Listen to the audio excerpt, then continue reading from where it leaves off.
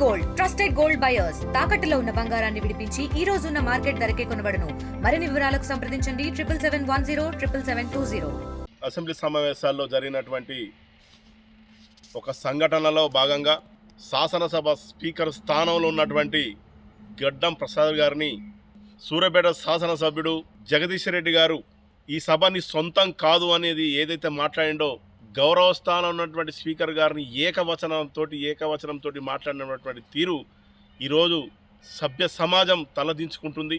తెలంగాణ సమాజం ఈరోజు జగదీశ్వర్ రెడ్డి మొదటిసారి శాసనసభ్యుడు అయినటువంటి వ్యక్తి కాదు, 3 సార్లు శాసనసభ్యుడిగా ఒకసారి మంత్రి చేసినటువంటి జగదీశ్వర్ రెడ్డి దొరతనపు అహంకారంతో ఒక దళిత జాతి బిడ్డ మీద ఒక దళితుడు ఆ స్థానంలో ఉన్నదాన్ని, స్పీకర్ స్థానంలో ఉండడాన్ని అతను భరిస్తలేడు. వాళ్ళ పార్టీ అధ్యక్షుడు భారత రాష్ట్ర సమితి అధ్యక్షుడు కేసీఆర్ కూడా భరిస్తలేడు. భరించకనే ఆయనేమో శాసనసభకు రాడు. ఇక్కడ ఉన్నటువంటి శాసనసభ స్పీకర్ స్థానంలో ఉన్నటువంటి గౌరవ స్థానంలో ఉన్నటువంటి స్పీకర్ గారిని అవమానపరుస్తున్నారు. ఈ ఏకవచనంతో అవమానపరిచినటువంటి జగదీశ్వర్ రెడ్డిని తక్షణమే శాసనసభ సభ్యత్వాన్ని రద్దు చేయాలని మేము కాంగ్రెస్ పార్టీ తరఫున ప్రభుత్వాన్ని కోరుతున్నాము, అప్పీల్ చేస్తున్నాము. దీని విషయంలో రాష్ట్ర ముఖ్యమంత్రి గారు, తర్వాత ముఖ్యమంత్రి రేవంత్ రెడ్డి గారు, శాసనసభ వ్యవహారాల శాఖ మంత్రి వాళ్ళు గౌరవులు దుద్దిల శ్రీధర్బాబు గారు, అదే మాదిరిగా స్పీకర్ గారు గడ్డం ప్రసాదరావు గారు తక్షణమే నిర్ణయాలు తీసుకోవాలని చెప్పేసి మేము కోరుతున్నాం.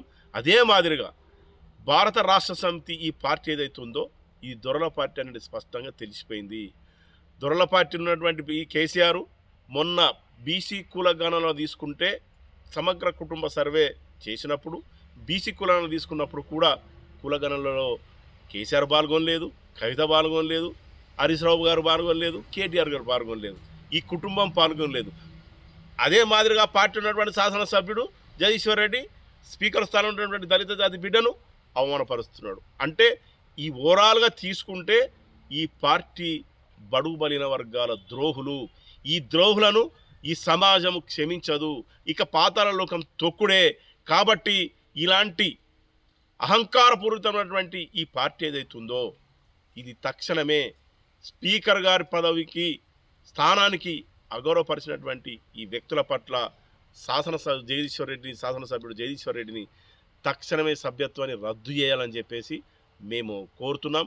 దీని విషయంలో జరిగినటువంటి విషయంలో గతంలో కూడా 2018 ఎలక్షన్లో కూడా తీసుకున్నప్పుడు మా శాసనసభ పక్ష నాయకుడు గౌరవనీయులు దళిత జాతి నాయకుడు అయినటువంటి బట్టి విక్రమార్క గారు ప్రతిపక్ష నేతగా ఉంటే కూడా అప్పుడు కూడా వీళ్ళు భరించక అప్పుడు ఉన్నటువంటి సందర్భంలో కాంగ్రెస్ పార్టీ శాసనసభ్యులను, అదే మాదిరిగా తెలుగుదేశం పార్టీ శాసనసభ్యులను అప్పనంగా కేసీఆర్ ఎత్తుకుని పోయిండు. అంటే వీళ్ళు ఒక దళితుడు, ఒక బహుజన జాతి నాయకుడు ఎవ్వరు కూడా ఒక స్థానంలో ఉండకూడదు అనేది వాళ్ళ ఆలోచన, వాళ్ళ అహంకారం స్పష్టంగా బయటపడిపోయింది. బీసీ కులగణలో పాల్గొనరు, ఒక దళిత జాతి బిడ్డ స్పీకర్ స్థానం ఉంటే సహించరు. బట్టి విక్రమార్క గారు గతంలో ప్రతిపక్ష నాయకుడు ఉంటే అట్లా సహించరు. బీసీల పట్ల అనిశ్చితమైనటువంటి ధోరణి ఈ భారత రాష్ట్ర సమితి అలియస్ తెలంగాణ రాష్ట్ర సమితికి ఆ పార్టీకి ఉంది. అది బడుగుల ద్రోవుల పార్టీ. ఆ పార్టీలో ఉన్నటువంటి ఎవరైతే తెలంగాణ రాష్ట్ర సమితి పార్టీలో ఉన్నటువంటి బడుగులు బలిన వర్గాలకు నేను అప్పీల్ చేస్తున్నా, ఆ నాయకులకు, బీసీ నాయకులారా, దళిత నాయకులారా, ఆ పార్టీలో ఉండకండి.